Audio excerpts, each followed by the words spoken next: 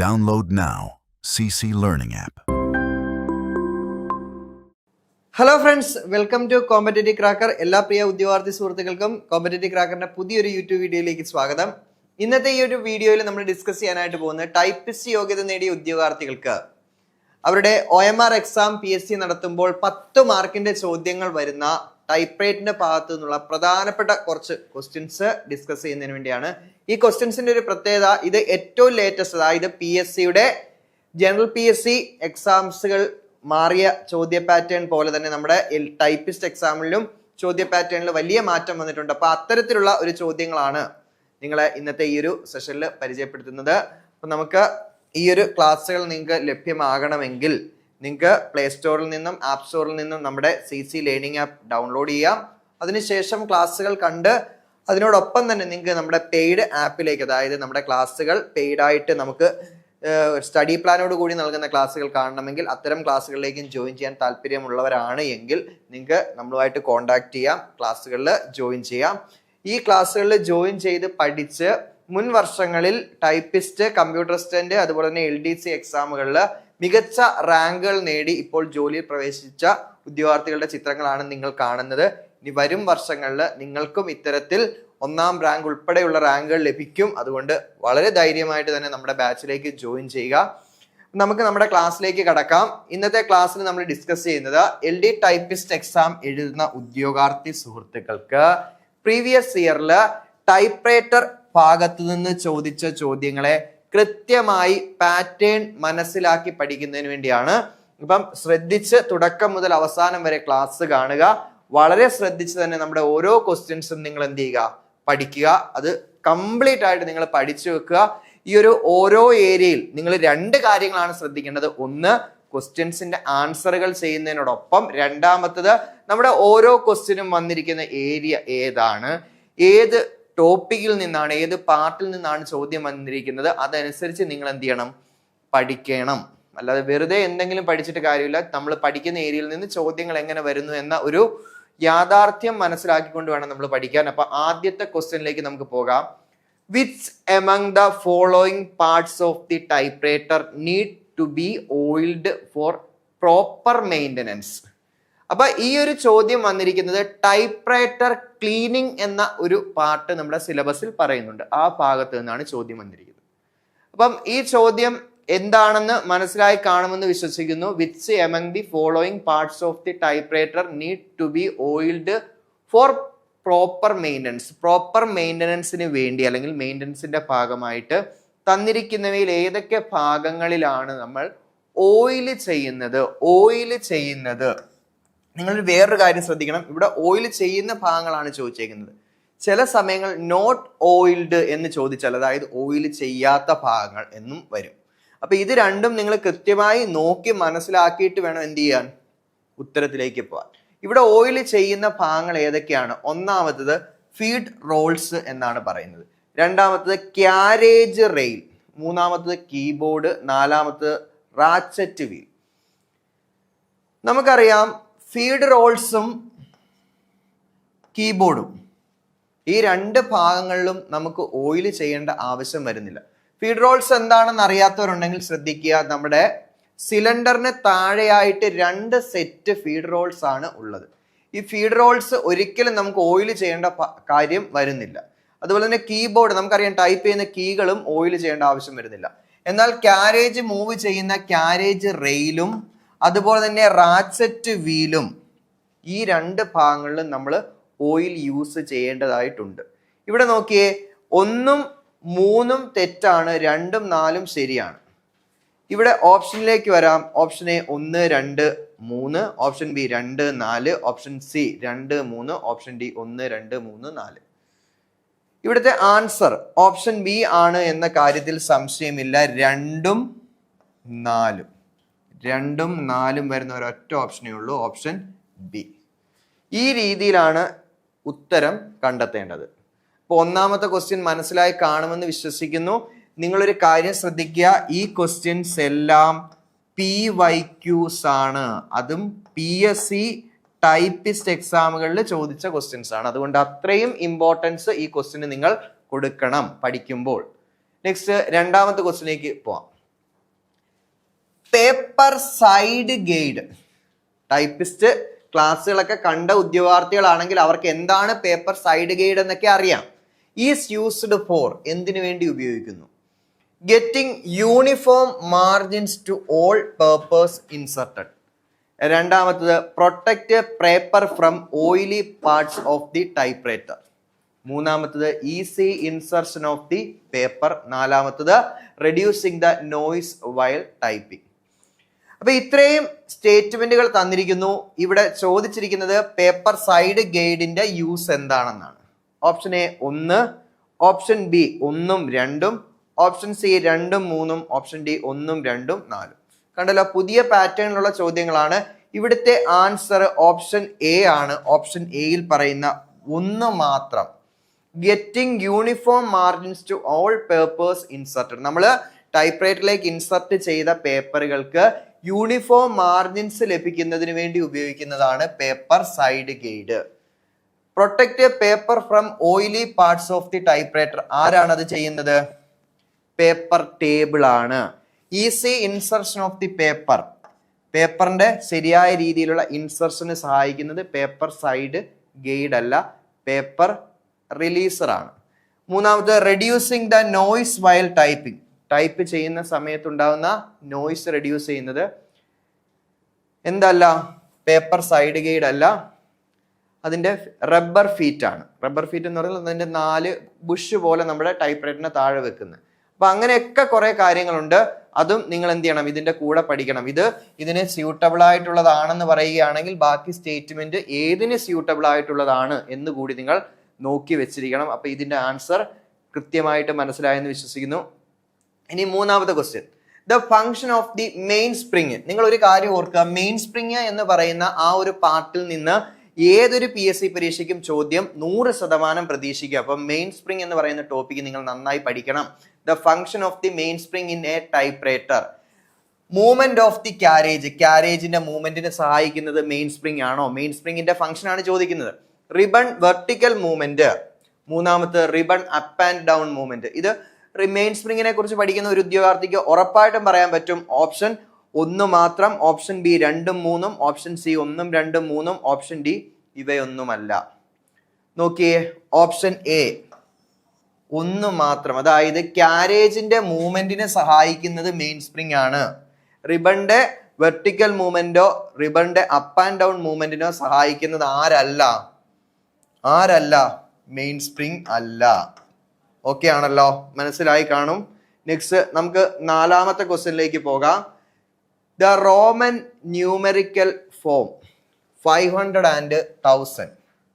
500നെയും 1000ത്തെയും Roman numerical ഫോമിൽ പറയുമ്പോൾ തന്നിരിക്കുന്നതിൽ ഏതാണ് ഏറ്റവും സ്യൂട്ടബിൾ? അപ്പം റോമൻ ന്യൂമെറിക്കൽ ഫോം നമുക്കറിയാം. 1, 5, 10, പിന്നെ L, C, D, M. ഈ രീതിയിൽ 7 ചിഹ്നങ്ങൾ ഉപയോഗിച്ചുകൊണ്ടാണ് നമ്മൾ റോമൻ ന്യൂമെറിക്കൽ ഫോമിന്റെ ഒരു ബേസ് പറയുന്നത്. ഇത് കൂടാതെ ഇവയെല്ലാം ചേർത്തുകൊണ്ട് വേറെ ഫോമും നമ്മൾ പറയാറുണ്ട്. പക്ഷെ ബേസിക്കലി നമ്മൾ ഉപയോഗിക്കുന്നത് 1, 5, 10 LCMD. LCMD എന്താന്ന് ഞാൻ പറഞ്ഞിട്ടില്ല. നിങ്ങൾ നോക്കിയേ, ഇവിടെ റോമൻ ന്യൂമെറിക്കൽ ഫോമിൽ 500ഉം 1000ഉം എങ്ങനെയാണ് എഴുതുന്നത് എന്നാണ് ചോദിച്ചേക്കുന്നത്. നോക്കിയേ, ഓപ്ഷൻ ബിയിൽ പറയുന്നത് ആണ് ശരി. DM ഇതാണ് റോമൻ ന്യൂമെറിക്കൽ ഫോമില് എന്തൊക്കെ?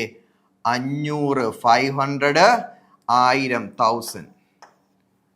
മനസ്സിലായി കാണുമല്ലോ. ഇതിനൊരു കോഡ് ഞാൻ പറഞ്ഞു തരാം. നിങ്ങൾ ഇങ്ങനെ പഠിക്കുക, LCD. കമ്പ്യൂട്ടറിന്റെ ഭാഗമായിട്ട് ബന്ധപ്പെട്ട് നിങ്ങൾക്ക് LCD എന്താണെന്ന് അറിയാം. LCD അതുമായിട്ട് യാതൊരു ബന്ധമില്ല, നമ്മളൊരു കോഡായിട്ട് പറയാണ്. മോണിറ്റർ. ഇത്രയും ഞാൻ എഴുതി. L റോമൻ ന്യൂമെറിക്കൽ ഫോമിൽ 50.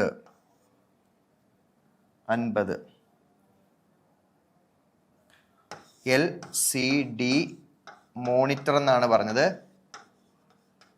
Okay, L 50, C 100, D 500, 1000. Monitor ഞാൻ ആ കോഡ് ഒന്ന് കണക്ട് ചെയ്യാൻ വേണ്ടി പറഞ്ഞതേ ഉള്ളൂ. അപ്പൊ ഈ രീതിയിൽ പഠിക്കുക മക്കളെ. ഇവിടെ റോമൻ ന്യൂമറിക്കൽ ഫോമിൽ 500നെയും 1000നെയും റെപ്രസെന്റ് ചെയ്യുന്നത് ഡിയും എമ്മും ആണ് എന്ന കാര്യം പഠിച്ചു വെച്ചിരിക്കുക. ഇനി question number 5.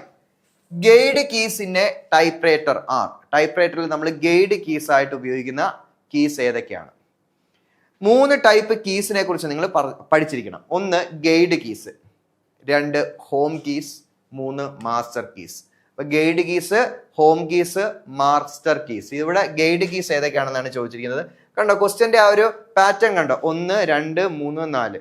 1 N, 2 semicolon, 3 A, 4 ക്യൂർട്ടി. ക്യൂർട്ടി നമുക്കറിയാം. ക്യൂർട്ടി എന്ന് പറയുന്നത് ഒരു കീബോർഡ് ലേഔട്ട് ആണ്. അത് ഒരിക്കലും വരില്ല. ബാക്കി 3 എണ്ണം ഉണ്ട്. ഇതിനകത്ത് എയും സെമിക്കോളനുമാണ് ശരി, അതായത് 2ഉം 3ഉമാണ് ശരി. N എന്ന് പറയുന്നത് N-ഉം H-ഉം ഏതാണ്? മാസ്റ്റർ കീ ആണ്. Master key. എന്താ മാസ്റ്റർ കീ എന്ന് പറഞ്ഞാൽ? മാസ്റ്റർ കീ എന്ന് പറഞ്ഞാൽ നമ്മുടെ കീബോർഡിന്റെ കീകൾ അലൈൻ ചെയ്യുന്നതിന് വേണ്ടി ആദ്യം ഉറപ്പിക്കുന്ന കീകൾ, അതാണ് മാസ്റ്റർ കീ. ഇവിടെ 2ഉം 3ഉം ശരിയാണ്. അപ്പൊ ഇവിടെ ഓപ്ഷൻ എ അല്ല, ഓപ്ഷൻ ബി അല്ല, ഓപ്ഷൻ സി ആണ് 2ഉം 3ഉം. ഓപ്ഷൻ ഡിയിൽ 1ഉം 2ഉം 3ഉം ഉണ്ട്. ഒന്നൊരിക്കലും വരില്ല. ഓക്കെ ആണല്ലോ? ഓപ്ഷൻ സി 2ഉം 3ഉം. ഓപ്ഷൻ സി 2ഉം 3ഉം ആണ് ശരിയായി വരുന്ന ആൻസർ. ക്ലിയർ ആണല്ലോ? മനസ്സിലായല്ലോ? അപ്പം home master key N H ആണ്. അതുപോലെ തന്നെ ഗൈഡ് കീസ്, അതായത് നമ്മുടെ കീബോർഡിൽ നമ്മുടെ കീകൾ ആദ്യം പ്ലേസ് ചെയ്ത് വെച്ചതിന് ശേഷം നമ്മുടെ മറ്റ് വിരലുകളെ ഗൈഡ് ചെയ്യുന്ന കീസാണ് ഏത്? Guide keys.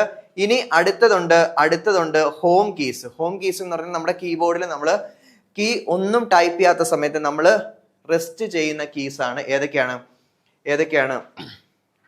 ആ കീ ആണ് ASDF-ഉം സെമിക്കോളൻ LKJയും. ASDF-ഉം സെമിക്കോളൻ LKJയും. ഇതൊക്കെ ബാക്കി ടോപ്പിക്ക് പഠിക്കുന്ന സമയത്ത് ഡീറ്റെയിൽ ആയിട്ട് പഠിച്ചു പോണേ.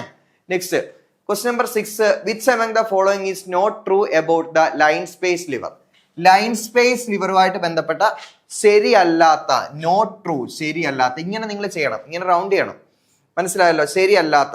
നോക്കിയേ, ലൈൻ സ്പേസ് ലിവറുമായി ബന്ധപ്പെട്ട്. അപ്പൊ ലൈൻ സ്പേസ് ലിവറിന് മറ്റേതെങ്കിലും പേര് പറയും. കാരേജ് റിട്ടേൺ ലിവർ, അങ്ങനെയുള്ള പേരുകളെല്ലാം നിങ്ങൾ പഠിക്കണം. ഒരു സാധനത്തെ അല്ലെങ്കിൽ ഒരു പാർട്ടിനെ സംബന്ധിച്ച് മറ്റെന്തൊക്കെ പേരുണ്ടോ? ഇപ്പൊ draw code, draw band, draw strap, അങ്ങനെ പല പേരുകളുണ്ട്. ആ പേരുകളെല്ലാം പഠിക്കണം. ചിലപ്പോൾ ആ പേരുകളിലായിരിക്കും ക്വസ്റ്റ്യൻ നമുക്ക് വരിക. നോക്കിയേ, which among the following not true about the line space lever? Line space ലിവറുമായിട്ട് ബന്ധപ്പെട്ട് ശരിയല്ലാത്തത്. First, it brings the carriage back to the left margin. It takes to the next line. അതായത് പേപ്പറിൽ നമ്മൾ ഒരു ലൈൻ ടൈപ്പ് ചെയ്തിട്ട് അടുത്ത ലൈനിലേക്ക് മാറുന്നു എന്നാണ് ഉദ്ദേശിക്കുന്നത്. ഈ 2 സ്റ്റേറ്റ്മെന്റുകളും ആരെ സംബന്ധിച്ച് ശരിയാണ്? ലൈൻ സ്പേസ് ലിവറിനെ അല്ലെങ്കിൽ കാരേജ് റിട്ടേൺ ലിവറിനെ സംബന്ധിച്ച് ശരിയാണ്.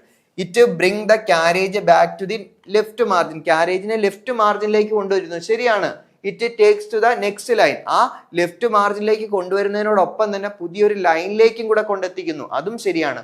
ചുരുക്കി പറഞ്ഞാൽ ഈ 2 സ്റ്റേറ്റ്മെന്റും ശരിയായതുകൊണ്ട് തന്നെ ശരിയല്ലാത്തത് ഏതാണെന്നാ ചോദിച്ചിരിക്കുന്നത്. ശരിയല്ലാത്തത് ഇവിടെ ഏതെങ്കിലും ഒന്നുണ്ടോ? ഇല്ല. ഇവിടുത്തെ ഓപ്ഷനിൽ ഏതായിരിക്കും ശരി? Option D, none of this ആയിരിക്കും. നൺ ഓഫ് ദിസ് എബോവ് ആയിരിക്കും. മനസ്സിലായി കാണുമെന്ന് വിശ്വസിക്കുന്നു. അപ്പൊ ഇത് 2 നിങ്ങൾ പഠിച്ചു വെച്ചോ. ആരെ സംബന്ധിച്ച് ശരിയാണ്? ലൈൻ സ്പേസ് ലിവറിനെ സംബന്ധിച്ച് ശരിയാണ്. ഇനി ഏതെങ്കിലും എക്സാംസിൽ തിരിച്ചു ചോദിക്കും, അല്ലെങ്കിൽ തന്നെ ഇത് പഠിച്ചു തന്നെ വെച്ചിരിക്കുക. ഓക്കെ ആണല്ലോ? Next, which among the following is or are not true about DO letter? എന്താ DO ലെറ്റർ എന്ന് പറഞ്ഞാൽ? Demi official letter. Demi official ലെറ്ററിനെയാണ് DO ലെറ്റർ എന്ന് പറയുന്നത്. ഡെമി ഒഫീഷ്യൽ ലെറ്റർ എന്ന് പറഞ്ഞാൽ ഒരു ഒഫീഷ്യൽ മറ്റൊരു ഒഫീഷ്യലിന് എന്ത് ചെയ്യുന്നു? അയക്കുന്ന ലെറ്ററിനെയാണ് നമ്മൾ ഡെമി ഒഫീഷ്യൽ ലെറ്റർ എന്ന് പറയുന്നത്. ഒഫീഷ്യൽ അല്ലാത്ത ലെറ്ററുകളായിരിക്കും, ഡെമി ഒഫീഷ്യൽ ആയിരിക്കും. ഇവിടെ തന്നിരിക്കുന്നവയിൽ നോട്ട് ട്രൂ, ശരിയല്ലാത്തത്. നോട്ട് ട്രൂ, ശരിയല്ലാത്തത്. The salutation is sirs. The to address is typed on the bottom left side of the letter. The complimentary clause used in yours sincerely. ഇവിടെയും option തന്നിരിക്കുന്ന പുതിയ ടൈപ്പിലാണ്. ഇവിടെ നോക്കിയേ, ശരിയല്ലാത്തത് ഏതെന്ന് ചോദിച്ചാൽ ഈ 1ാമത്തെ സ്റ്റേറ്റ്മെന്റ് മാത്രമാണ് ശരിയല്ലാത്തത്. അപ്പം ഓപ്ഷൻ എയിലെ 1 only ആണ് ശരിയല്ലാത്തത്. ബാക്കി 2 എണ്ണം ശരിയാണ്. അപ്പൊ അത് പഠിച്ചോണം. എന്താണ്? The to address is typed on the bottom left side of the letter. To address എവിടെയാണ് ടൈപ്പ് ചെയ്യുന്നത്? ലെറ്റർ ടൈപ്പ് ചെയ്തതിന് ശേഷം ബോട്ടം ലെഫ്റ്റ് സൈഡിലാണ് നമ്മൾ ടൈപ്പ് ചെയ്യുന്നത്. അതായത് നമ്മുടെ ആ ഒരു ഡിഒ ലെറ്റർ ആർക്കൊക്കെ അല്ലെങ്കിൽ ആർക്കാണ് നമ്മൾ അയക്കുന്നത്, ആർക്കൊക്കെ എന്ന് പറയാൻ പറ്റത്തില്ല, ഒരാൾക്ക് വേണ്ടി മാത്രമായിരിക്കും അയക്കുന്നത്. അപ്പൊ ആ വ്യക്തിയുടെ പേരും അഡ്രസ്സും ആയിരിക്കും. The complimentary close used in yours sincerely.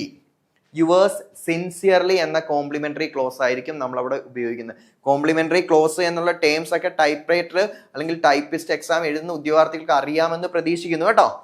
Okay ആണല്ലോ. സല്യൂട്ടേഷൻ ഒരിക്കലും എന്തല്ല സാർസ് അല്ല. ഓക്കെ ആണല്ലോ. അത് ഒഫീഷ്യൽ ലെറ്ററിൽ ഉപയോഗിക്കുന്ന സല്യൂട്ടേഷൻ ആണ്.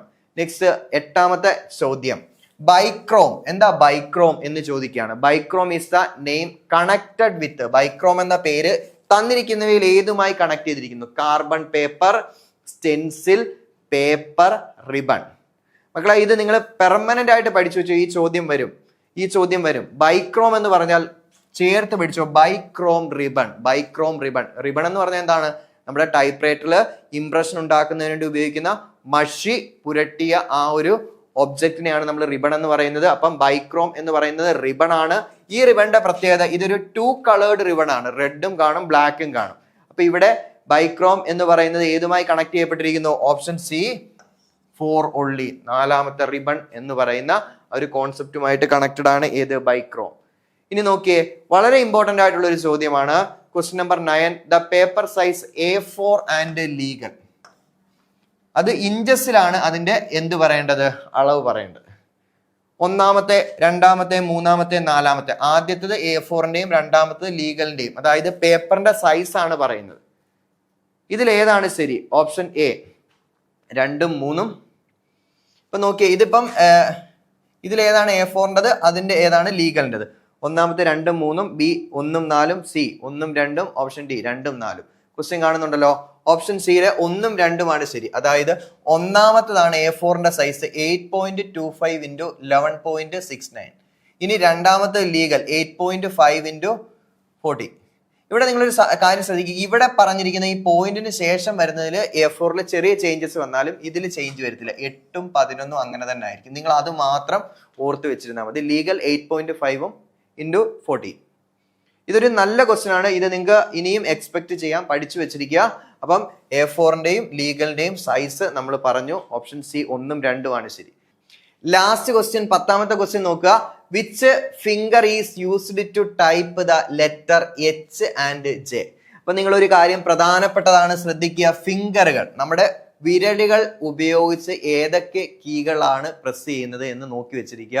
The finger is used to type the letters H and J. H, J തുടങ്ങിയ ലെറ്റേഴ്സ് ടൈപ്പ് ചെയ്യുന്നതിന് വേണ്ടി ഉപയോഗിക്കുന്ന ഫിംഗർ ഏതാണ്? നമുക്കറിയാം, നമ്മുടെ കയ്യിലെ ലെഫ്റ്റ് ഹാൻഡിലെയും റൈറ്റ് ഹാൻഡിലെയും ഓരോ വിരലുകൾക്കും പേരുണ്ട്. ആ പേര് പഠിക്കണം. അപ്പം ലെഫ്റ്റ് ഹാൻഡിലെ വിരലുകളുടെ പേര് തന്നെയാണ് റൈറ്റ് ഹാൻഡിലുള്ളത്. പക്ഷെ നമ്മൾ പറയുമ്പോൾ ലെഫ്റ്റ് ഹാൻഡ് ഫിംഗർ എന്നും റൈറ്റ് ഹാൻഡ് ഫിംഗർ എന്നും മാറ്റി പറയണം. Left index finger, left middle finger, right index finger, right middle finger. ഏത് വിരൽ ഉപയോഗിച്ചുകൊണ്ടാണ് എൻ, എച്ച് തുടങ്ങിയ കീകൾ നമ്മൾ പ്രസ് ചെയ്യുന്നത് എന്ന് നമ്മൾ പഠിച്ചു വെച്ചിരിക്കണം. വളരെ സിമ്പിൾ ആണ്. നിങ്ങൾ ആ വിരലുകളുടെ പേര് പഠിച്ചിട്ട് ആ വിരലുകൾ ഉപയോഗിച്ച് കീബോർഡിൽ പ്രസ് ചെയ്ത് കഴിഞ്ഞാൽ അങ്ങനെ പഠിക്കാവുന്നതേ ഉള്ളൂ. ഇവിടുത്തെ നോക്കിയേ, ഇവിടുത്തെ ആൻസർ എന്ന് പറയുന്നത് ഓപ്ഷൻ ഡി. ഓപ്ഷൻ ഡിയിൽ പറയുന്ന 3 only. നോക്കിയേ, ഏതാണ്? റൈറ്റ് ഇൻഡെക്സ് ഫിംഗർ ഉപയോഗിച്ചുകൊണ്ടാണ് നമ്മൾ എച്ച്, ജെ തുടങ്ങിയ ലെറ്റേഴ്സ് ടൈപ്പ് ചെയ്യുന്നത്, കീബോർഡിൽ ടൈപ്പ് ചെയ്യുന്നത്. അപ്പം ഇത്രയും കാര്യങ്ങൾ മനസ്സിലായി. ഇവിടെ ഞാൻ 2 കാര്യങ്ങളാണ് ശ്രദ്ധിക്കാനായിട്ട് പറഞ്ഞത്. ഒന്ന്, നമ്മുടെ മുൻവർഷ ചോദ്യങ്ങളുടെ പുതിയ പാറ്റേൺ മനസ്സിലാക്കുക. 2, ഈ ഓരോ ചോദ്യങ്ങൾ വന്നിരിക്കുന്ന ഏരിയയും, ഇപ്പൊ അവസാനത്തെ ചോദ്യം വന്നിരിക്കുന്നത് ഫിംഗറിന്റെ ഭാഗത്ത് നിന്നാണ്. അപ്പൊ എന്ത് ചെയ്യുക? ഫിംഗറിനെ കുറിച്ച് കംപ്ലീറ്റ് കാര്യങ്ങൾ എന്ത് ചെയ്യുക? പഠിക്കുക. അപ്പൊ ഈ രീതിയിൽ വേണം നിങ്ങളുടെ പഠനം കൊണ്ടുപോകാൻ. 10 മാർക്ക് എന്ന് പറയുന്ന ടൈപ്പ് റൈറ്ററിന്റെ ഭാഗത്ത് നിന്നുള്ള ചോദ്യങ്ങൾക്ക് ഉത്തരം കണ്ടെത്തുക എന്ന് പറയുന്നത് വലിയ കഷ്ടപ്പാടുള്ള ജോലിയൊന്നും അല്ല. കുറച്ച് ക്വസ്റ്റ്യൻസ് റിപ്പീറ്റഡ് ആയിട്ട് നിങ്ങൾ ചെയ്ത് പഠിച്ചാൽ ഏറെക്കുറെ ആ ഒരു പ്രശ്നം നിങ്ങൾക്ക് പരിഹരിക്കാൻ സാധിക്കും. അപ്പം നന്നായിട്ട് പഠിക്കുക. നമ്മൾ വളരെ ഇമ്പോർട്ടൻ്റ് ആയിട്ടുള്ള 10 ക്വസ്റ്റ്യൻസ്, 10 മാർക്കിനുള്ള ചോദ്യങ്ങളെ നമ്മളെ പരീക്ഷയ്ക്ക് ഉള്ളൂ. അപ്പൊ അത്രയും ക്വസ്റ്റ്യൻസ് നമ്മൾ ഇവിടെ വർക്കൗട്ട് ചെയ്തിട്ടുണ്ട്. ഇതിനേക്കാൾ സിമ്പിൾ ക്വസ്റ്റ്യൻസ് ആയിരിക്കും നിങ്ങൾക്ക് എക്സാമിന് വരാൻ സാധ്യതയുള്ളത് കേട്ടോ. ഇനി ടഫ് ആയാൽ ഈ ലെവലിലേക്ക് വരും. പക്ഷെ ടഫ് ആണെങ്കിലും നമുക്ക് ഉത്തരം എഴുതാൻ പറ്റും. ഓക്കെ, അപ്പം ക്ലാസ്സുകളെല്ലാം ഇഷ്ടപ്പെട്ടു, അല്ലെങ്കിൽ നമ്മുടെ ഈ ഒരു ക്ലാസ് നിങ്ങൾക്ക് എല്ലാം മനസ്സിലായി എന്ന് തോന്നുന്നുണ്ട് എങ്കിൽ നിങ്ങൾക്ക് ധൈര്യമായിട്ട് നമ്മുടെ കോഴ്സിലേക്ക് ജോയിൻ ചെയ്യാം. കോഴ്സിലേക്ക് ജോയിൻ ചെയ്യുന്നതിന് വേണ്ടി തന്നിരിക്കുന്ന ബോർഡ് നമ്പറിൽ കോൺടാക്ട് ചെയ്യുക. 8590202323. ഈ നമ്പറിൽ കോൺടാക്ട് ചെയ്താൽ കൃത്യമായി നിങ്ങൾക്ക് എങ്ങനെ ഒരു സ്റ്റഡി പ്ലാനോട് കൂടി ടൈപ്പിസ്റ്റ് എക്സാമുകൾക്ക് വേണ്ടി പ്രിപ്പയർ ചെയ്യാം എന്ന് മെൻറ്റർ പറഞ്ഞു തരും. അതിൻ്റെ അടിസ്ഥാനത്തിൽ നമ്മുടെ ബാച്ചിലേക്ക് ജോയിൻ ചെയ്യാവുന്നതാണ്. അതുപോലെ തന്നെ നിങ്ങൾക്ക് ഈ ഒരു ക്ലാസ് ഇഷ്ടപ്പെട്ടുവെങ്കിൽ നിങ്ങളുടെ ഫ്രണ്ട്സിന് വേണ്ടി ഷെയർ ചെയ്യുക. അതുപോലെ തന്നെ നമ്മുടെ ചാനൽ സബ്സ്ക്രൈബ് ചെയ്യുക, ലൈക്ക് ചെയ്യുക. അപ്പോൾ തുടർന്നുള്ള ക്ലാസ്സുകളിലും നിങ്ങൾക്ക് ഇത്രയും ഇതുപോലെ പ്രയോജനകരമായിട്ടുള്ള വീഡിയോസുമായിട്ട് നമുക്ക് കാണാം. Okay, thank you.